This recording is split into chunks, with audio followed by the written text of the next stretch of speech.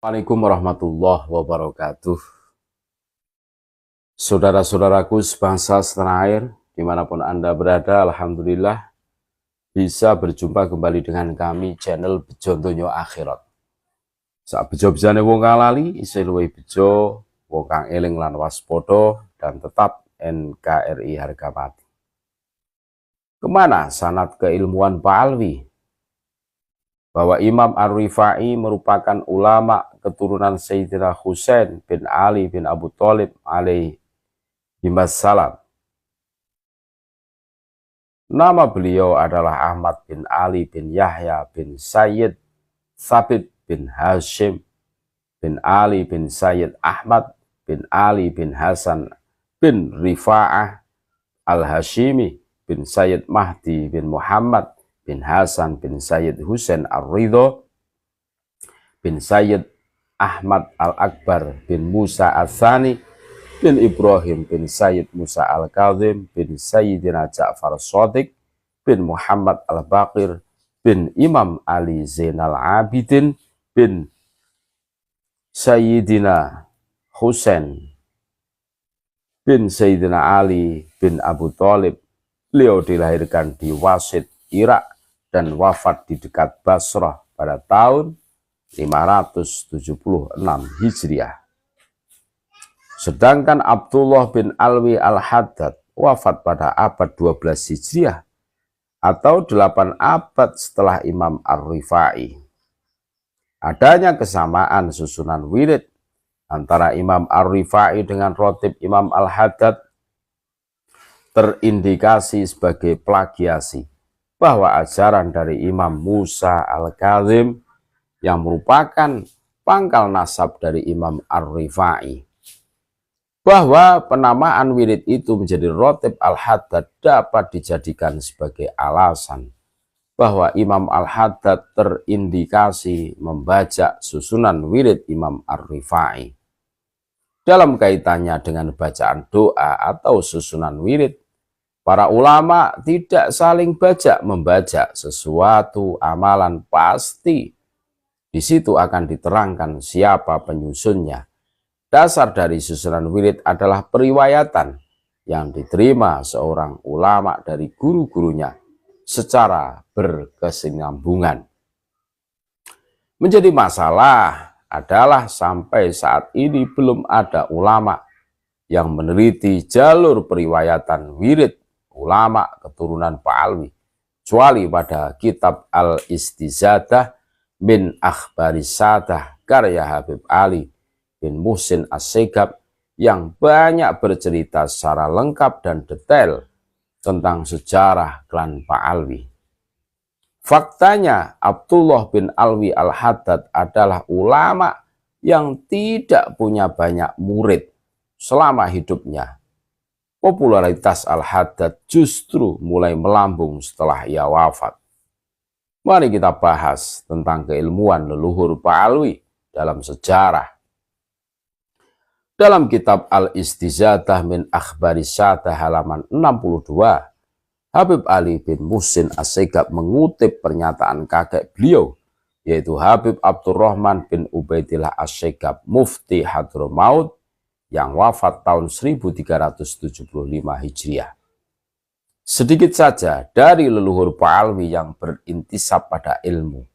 Mereka, ulama ahli sejarah, tidak memuji keilmuan kecuali pada Faqih Muqaddam dan Sohib Mirbat. Mereka tidak menyebut ayah Faqih Muqaddam selain dengan sebutan alim sufi. Juga tidak ada data yang menunjukkan bahwa Al-Muhajir luas ilmunya. Mereka juga tidak menyebut Ubaidillah, Muhammad bin Ubaidillah, Ali Al-Uraidi, dan Ali Khaliq Qasam sebagai ahli ilmu sama sekali. Maksud Habib Abdurrahman masing-masing leluhur Pak Alwi itu tidak dikenal sebagai ulama besar di zamannya, apalagi sampai derajat imam, lebih-lebih mujtahid mutlak. Setiap zaman ada ulama yang menulis biografi ulama besar di zamannya, apalagi sekelas ulama mujtahid mutlak, apalagi ahlul bait. Sepertinya Habib Abdurrahman tidak menemukan kitab sezaman yang mencatat semua leluhur Pahlawi sebagai ulama besar dengan level mujtahid mutlak. Dalam hal ini beliau berusaha objektif menilai berita terkait leluhur Pahlawi yang merupakan leluhur beliau sendiri. Beliau berbicara apa adanya sesuai kajian ilmiah beliau. Itu bukan berarti kurang menghormati leluhur beliau sendiri. Artinya beliau tidak fanatik dan tidak mudah menerima berita pujian. Walaupun untuk leluhur sendiri, bahkan beliau tidak mau cerita yang tidak jelas sumbernya itu dibiarkan saja. Khawatir dianggap mengarang cerita untuk mengunggulkan leluhurnya sendiri. Menurut Habib Muhammad bin Ahmad Asy-Syatiri, orang pertama di Hadramaut yang alim adalah Syekh Salim bin Abdul Karim Bafadol. Beliau pergi ke Irak untuk belajar dan menetap di sana selama 40 tahun, sehingga orang-orang mengira beliau telah meninggal dunia. Setelah pulang ke Hadramaut, beliau pun mengajar, dan di antara murid beliau adalah Sayyid Alwi Amil Faqih. Adwarut Tarikh Al-Hadrami halaman 193 199 yang dinukil di dalam kitab Al-Istizadah halaman 622. Keterangan ini menunjukkan bahwa keluasan ilmu Amul Faqih yang merupakan salah satu guru fakih muqaddam didapat dari Syekh Salim yang belajar ke Irak, bukan dari ayah beliau sendiri. Lebih lengkapnya berikut kutipan dari pernyataan Habib Abdurrahman bin Ubaidillah Asy-Syighab tentang keilmuan leluhur Pahlawi. Keilmuan keluarga Pahlawi itu lemah sejak generasi awal di Hadramaut.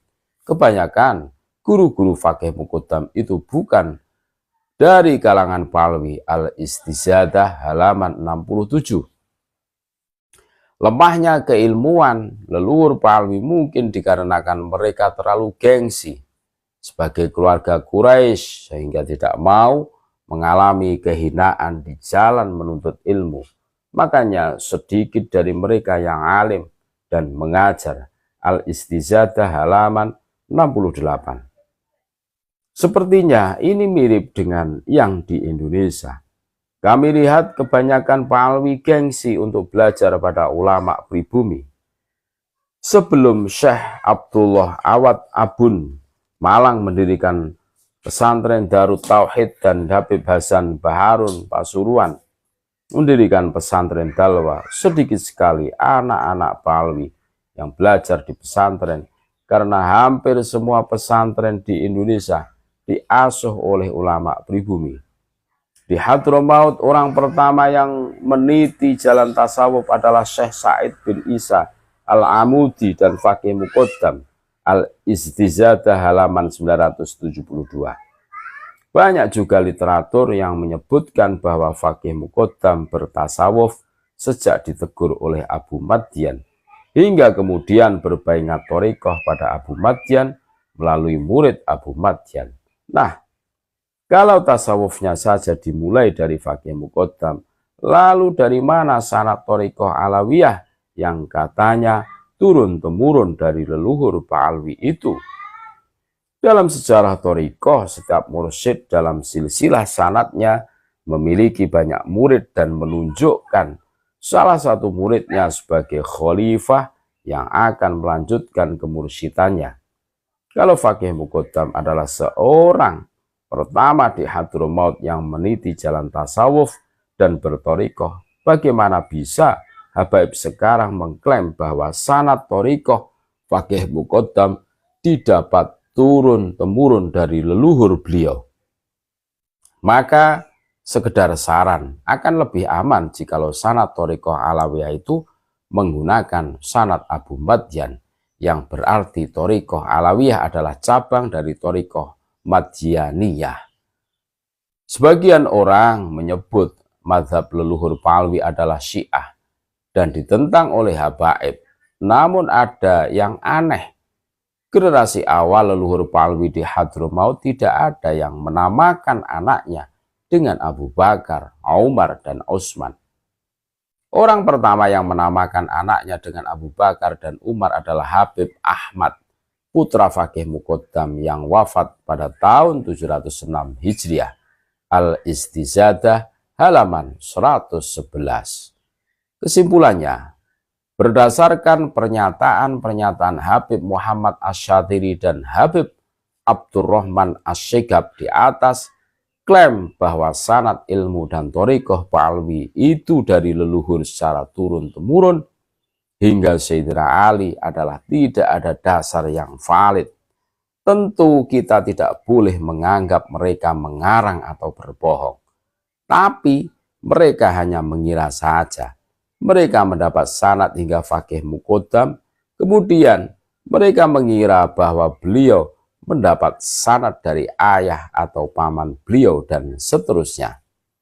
Cerita ini cukup masyhur dan dikutip oleh Habib Abu Bakar Al-Adani bin Ali Al-Masyhur dalam kitab beliau yang berjudul Al-Imam Ubaidillah bin Ahmad Al-Muhajir wa Abna'uhu As-Salasah halaman 30-31.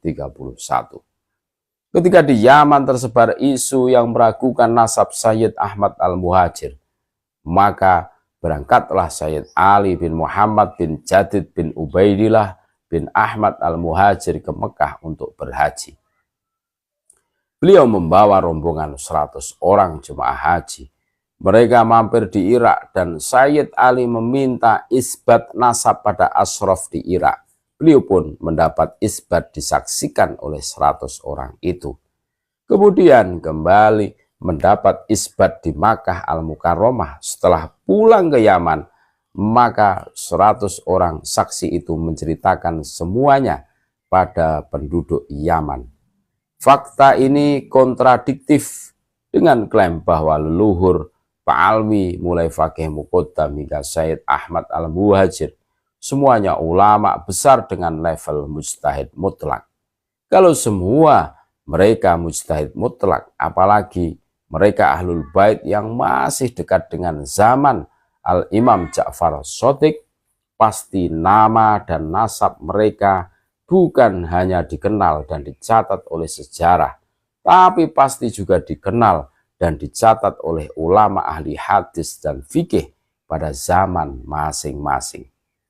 Dengan kata lain, mana mungkin seorang mujtahid mutlak diragukan nasabnya sampai segitunya. Al-Janadi ketika menulis biografi ulama dan raja-raja dalam kitab As-Sunan mengangkat sejarah salah satu ulama keluarga Jadid, keturunan Sayyid Ahmad yang bernama Syarif Ali Al-Jadid Al-Jadidi Abul Hasan. Al-Janadi menulis nasab beliau begini: Ali bin Muhammad bin Ahmad bin Muhammad bin Ali bin Muhammad bin Bijadid bin Abdullah bin Isa. Seandainya semua leluhur Palwi yang katanya satu rumpun dengan keluarga Jadid adalah ulama berkaliber mujtahid mutlak, niscaya Al-Janadi akan memilih mengangkat nama keluarga Palwi daripada nama Syarif Ali Al-Jadidi yang hanya ulama biasa, atau minimal akan menyebutkan bahwa Syarif Ali masih famili dengan Sayyid Ali Shah, ayah Fakih Muqaddam, ya misalnya karena Syarif Ali sezaman dengan beliau. Al-Janadi justru hanya menyebut bahwa Syarif Ali memiliki famili di Hadramaut yang dikenal dengan keluarga Abi Alawi. Hal ini mengisyaratkan bahwa dari keluarga Abi Alawi saat itu tidak ada ulama yang terkenal sampai mancanegara, apalagi sampai ke level mujtahid mutlak. Wallahu alam. Terima kasih, tetap NKRI harga mati. Assalamualaikum warahmatullahi wabarakatuh.